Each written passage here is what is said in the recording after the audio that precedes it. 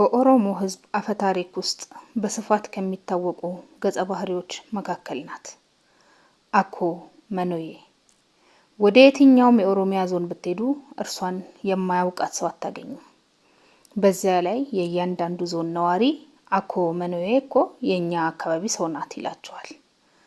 ቦረና ብትሄዱ አኮ የዚህ አካባቢ ገዢ ነበረች፣ የኖረችበትን ሰፈር የሞተችበትን ስፍራ ላሳየህ እችላለሁ የሚል ሰው ይገጥማቸዋል። ሸዋም ብትሄዱ አኮ እኮ እዚሁ ነበረች ትባላላችሁ። ወደ ሐረርጌ ብትመጡ ደግሞ አኮ መኖዬ በጨርጨር አውራጃ ለገቤራ በሚባለው አካባቢ ነው የኖረችው የሚል የረጅም ጊዜ አፈታሪክ አለ። ከዚህ እንደምንረዳው የአኮ መኖዬ አፈታሪክ የኦሮሞ ህዝብ እንዳሁኑ በሃይማኖትና በዘዬ ከመለያየቱ በፊት የነበረ ትውፊት ነው። የቅርብ ዘመን ጊዜ አፈታሪክ ቢሆን ኖሮ በሁሉም የኦሮሚያ ዞኖች በእኩልነት ደረጃ ሊታወቅ ባልቻለ ነበር። ያቺ በትውፊት የምትታወቀው አኮ መኖዬ አሮጊት ናት። በዚያ ላይ ደግሞ ጨካኝ ንግስት ነበረች። በጭካኔ እርምጃዋ ብዙ ሰዎችን ፈጅታለች ይባላል። ታዲያ ሰዎችን የምትገድለው እንዲሁ ከመሬት ተነስታ አይደለም። በቅድሚያ የሀገሬው ነዋሪዎች በጭራሽ ሊተገብሯቸው የማይችሏቸውን ነገሮች እንዲደረጉላት ትጠይቃለች። ፍላጎቷ እርሷ በጠየቀችው መንገድ ካልተፈጸመላት በአንድ ቀን 100 ሰዎችን ትጨርስና ታስቀብራለች። አፈታሪኩ ከቦታ ቦታ ይለያያል። በአንድ ጊዜ 100 ሰው ትገድላለች፣ 1 ሰው ትገድላለች፣ 10 ሰው ትገድላለች እየተባለ ይነገራል። አኮ መኖዬ ከጠየቀቻቸው ጥያቄዎች አንዱ ከብቶች እንዳይሰማሩ ከቤትም ደግሞ እንዳይውሉ የሚለው ነው። እንዲህ አይነቱ ጥያቄ እንዴት ነው የሚመለሰው? እርሷም የምትፈልገው ይህንኑ ነውና በአንድ ቀን 100 ሰዎችን ጨፈጨፈች። በሌላ ቀን ደግሞ መሬትም ያልነካ ሰማይ ላይም ያልወጣ አየር ላይ የተንሳፈፈ ቤት ስሩልኝ አለች አሉ። ጥያቄዋ ምላሽ ሲያጣ 100 ሰው በአንድ ላይ ረሸነች። እንደገና ደግሞ የቅቤ ተራራ ስሩልኝ፣ ይህ ተራራ ከተሰራ በኋላ ሳይናድ መቆየት አለበት በማለት አዘዘች። በሰፈር ውስጥ ያለው ሰው ተሰብስቦ መለስተኛ የቅቤ ተራራ በጧት ሰራላት።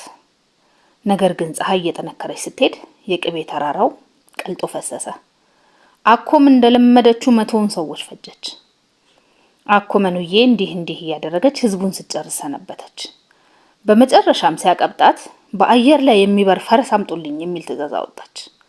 በዚህን ጊዜ የሰው እልቂቱ ያስመረራቸው የሀገሩ ሀዮች ወይም አዋቂዎች ተመካከሩ። ሴትየዋን የሚያስወግዱበትን ብልሃት ለመፈለግ መላመቱ። የአኮን ገመና የተረዳ አንዱ ውስጥ አዋቂ ይህች ንግስት የሜዳ አህያ አይታጣውቅም፣ ስለዚህ ለምን በእርሱ ላይ ያስቀምጠናት ከገደል ገብታ እንድትሞት አናደርግም በማለት ተናገረ። ሌሎቹ ተሰብሳቢዎችም ሰውየው ባመጣው ዘዴ ተስማሙ። የሜዳ አህያ ተፈልጎ እንዲመጣም አዳኞች ወደ ዲዳ ወይም የሳር ሜዳ ተላኩ። የሜዳ አህያው ተይዞ መጣና ለአኮ ቀረበላት። ታዲያ አዋቂዎቹ የሜዳ አህያውን ሲያቀርቡላት እንዲህ የሚል ቃል አክለው ነገሯት። ይህ ፈረስ በአየር ላይ ለመብረር የሚችለው ፊቱ በጨርቅ ከተሸፈነ ብቻ ነው። አኮም ከሰዎቹ የተነገራትን ስትሰማ የእውነት መሰላት። በሐሳቡ መስማማቷን ገለጸችና የሜዳ አህያው በጨርቅ ተሸፈነ። እርሷም ተፈናጥራ ከጀርባው ላይ ወጣች።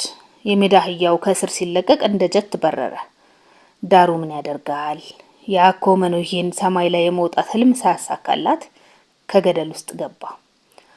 እርሷም ሆነ አህያው በአንድ ላይ ተሰባብረው ሞቱ። በዚህም መንገድ በጭቆና የታፈነው ህዝብ ከስቃይዋ ተገላገለ። እንደ አኮ መኖዬ ስመገናና መሆን የቻሉ ሴቶች በሌሎች ህዝቦች አፈታሪክ ውስጥም ይታወቃሉ።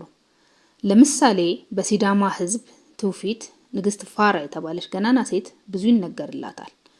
በጉራጌ ህዝብ ዘንድም ውርዶት የተባለች ገናና ሴት ብዙ ይወራላታል። ይሁንና የእነዚህን ሴቶች ታሪክ ከአኮ ታሪክ ለየት ይላል። በኦሮሚያም ቢሆን ስለ አኮ መኖዬ አሟሟት የሚነገረው አፈታሪክ ከቦታ ቦታ ይለያያል። በሐረርጌና በቦረና ግን አሟሟቷ ከላይ በተገለጸው መንገድ እንደተፈጸመ ነው የሚነገረው። አንዳንድ ምሁራን የአኮ ታሪክ ሴቶች ወደ ስልጣን እንዳይመጡ ለመከላከል የተፈጠረ ሳይሆን አይቀርም የሚል ግምት አላቸው።